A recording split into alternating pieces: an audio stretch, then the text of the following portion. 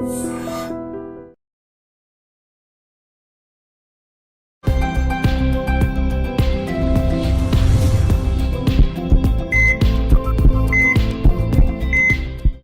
Welcome to healthy conversations with I dream media. నేను మీ Jhansi. So ఈ రోజు మనతో ఉన్నారు డాక్టర్ దిలీప్ కుమార్ గారు, ఎక్స్పర్ట్ ఇన్ ఆయుర్వేద, ఆక్యుపెంచర్, అలాగే న్యాచురల్ సైన్సెస్, అలాగే నాడీ వైద్యాన్ని కూడా ముందుకు తీసుకెళ్తున్నారు.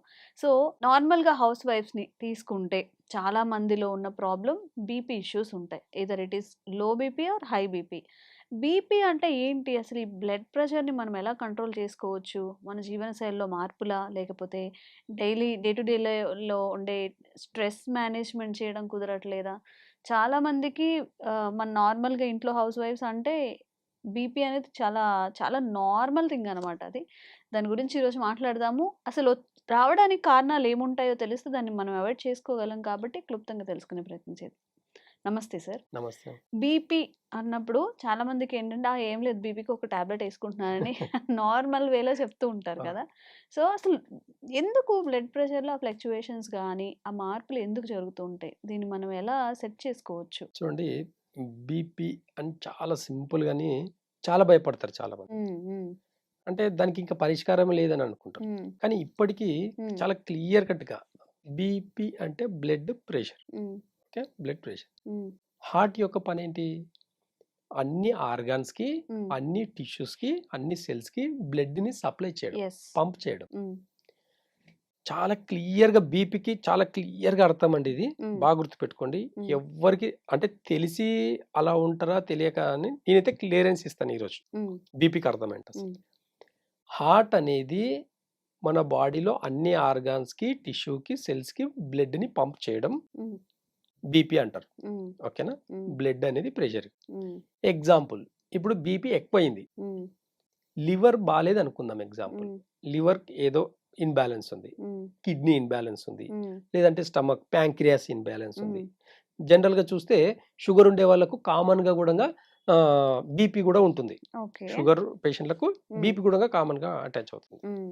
రీజన్ ఎక్కడ వస్తుందనంటే కరెక్ట్ క్లియర్‌గా ఎక్కడ ప్రాబ్లమ్స్ వస్తున్నాయంటే హ్మ్. హ్మ్. హార్ట్ హ్మ్. హ్మ్. ఎగ్జాంపుల్ ఇప్పుడు లివర్‌కి బాలేదనుకోండి. లివర్ లివర్‌కి ఎక్కువ కొంచెం ఫోర్స్‌తో బ్లడ్‌ని సప్లై చేస్తుంది. హ్మ్. ఈ హార్ట్ లివర్‌కి బాలేదు కాబట్టి ఎక్కువ ఫోర్స్‌గా బ్లడ్‌ని సప్లై చేయడంని ఈ ప్రాసెస్ పేరు బీపీ. ఓకే. ఈ బీపీ అనేది డిసీజ్ కాదు. ఓకే. ఓకే. చాలా క్లియర్‌గా అంటే హ్మ్. జనాలకి ఇది చాలా మందికి తెలియదు. బీపీ అంటే డిసీజ్ అనుకుంటారు గానీ, బీపీ అంటే డిసీజ్ కాదు. హ్మ్. ప్రాసెస్ పేరు. ఓకే. ఏంటి? హ్మ్. ఇంటర్నల్‌లో ఎక్కడో ఏదో ఒక ఆర్గాన్‌కి సరిగా పనిచేయకపోవడం వల్ల హ్మ్. హార్ట్ ఆ ఆర్గాన్‌కి బ్లడ్‌ని సప్లై కొంచెం ఫోర్స్‌గా చేస్తుంది. హ్మ్. బాలేదు కాబట్టి కొంచెం ఫోర్స్‌గా చేస్తుంది. హ్మ్. దాన్ని హై బీపీ అంటామా? ఆహ్, ఆహ్, ఆహ్, ఎక్కువ ఫోర్స్‌గా చేస్తేనేమో హై హై బీపీ, బీపీ. కొంచెం స్లోగా పంపియడంని లో బీపీ. ఓకే.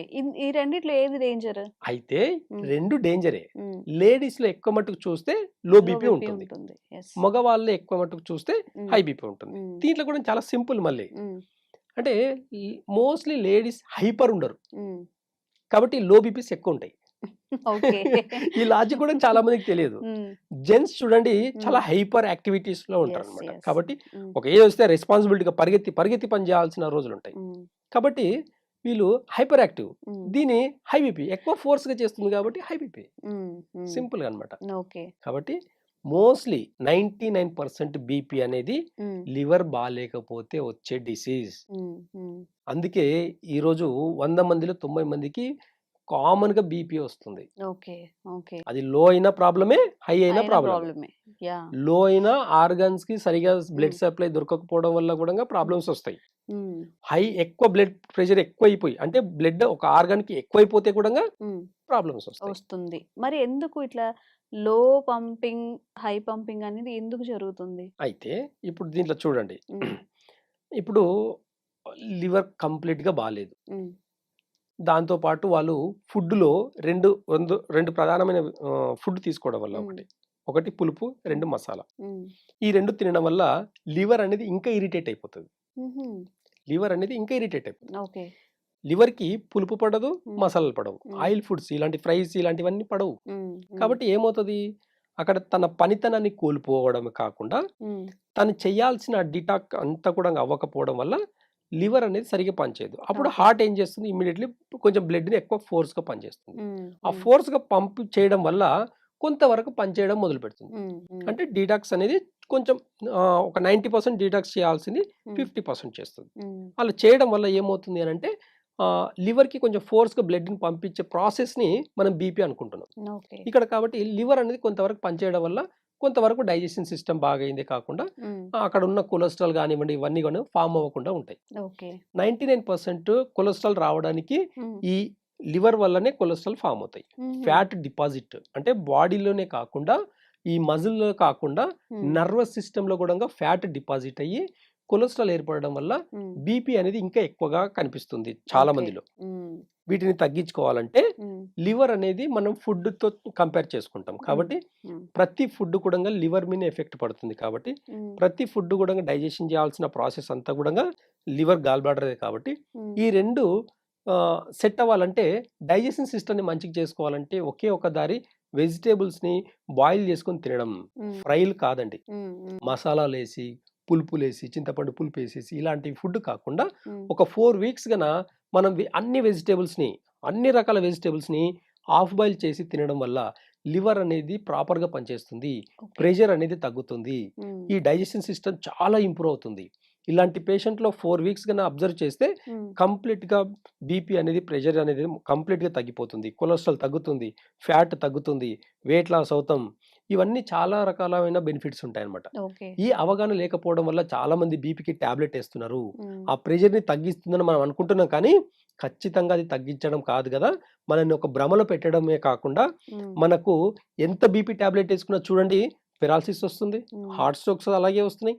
మరి బీపీ టాబ్లెట్ ఏసుకుంటే ఇవన్నీ రాకూడదని అనుకుంటే, బీపీ టాబ్లెట్ వాడే వాళ్ళకి ఈ ప్రాబ్లమ్స్ వస్తున్నాయి. ఎందుకు మరి? హ్మ్. ఎందుకంటే మనం తినే లైఫ్ స్టైల్, మనం తినే ఫుడ్‌లో ఎక్కువ మటుకు గ్యాస్ట్రిక్ ప్రాబ్లమ్ ఉండే ఫుడ్ తినడం వల్ల గానివ్వండి, ఓకే. మసాలాలు ఎక్కువ తినడం వల్ల కానివ్వండి, హ్మ్. ప్లస్ పులుపు వస్తువులు ఎక్కువ తింటే కూడా లివర్ అనేది పాడవుతుంది. హ్మ్. ఇలాంటి వస్తువులు తినడం వల్ల గ్యాస్ట్రిక్ ప్రాబ్లమ్ వల్ల బ్లడ్ సప్లై అంటే నర్వస్ సిస్టమ్‌లో బ్లడ్ సప్లై బదులు హ్మ్.